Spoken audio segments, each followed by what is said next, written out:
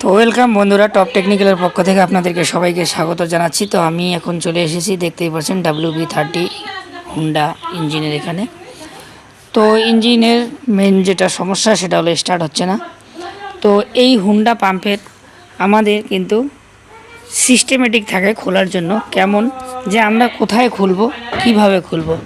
তো দেখুন আমি দেখাচ্ছি। সবার আগে আমাদের প্লাগকে খুলে এভাবে নিতে হবে এবং এখান থেকে হ্যান্ডেলিং করতে হবে, অর্থাৎ আমাদের যে স্টার্টিং পজিশনের দড়ি খিঁচতে হবে। তো আমাদের এখানে স্পার্ক হচ্ছে কিনা দেখতে হবে।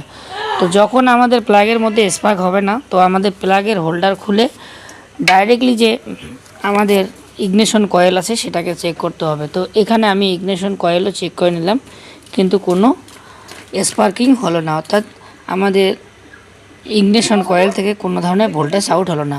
তো আমাদের প্রথমত প্লাগ থেকে শুরু করতে হয়। যদি প্লাগ থেকে সমস্যা দেখা দেয় তাহলে আমাদের সিধা ইগনিশন কয়েলের দিকে আসতে হবে। আর যদি প্লাগের দিকে সমস্যা দেখা না দেয় সেক্ষেত্রে কিন্তু আমাদেরকে সরাসরি কার্বোরেটরের দিকে যেতে হবে। কারণ কার্বোরেটরে যদি কখনো ময়লা বা কোনো কিছু থেকে থাকে সেক্ষেত্রে কিন্তু পেট্রোল চালু হবে না, সেক্ষেত্রে কিন্তু এই সমস্যাগুলো হবে। তো চলুন আজকের ভিডিও আজকে লং করতেছি না, আমি এটাকে সমাধান করার পরে আপনাদেরকে আবারও ডিটেলস আলোচনা করব। ধন্যবাদ, জয় হিন্দ।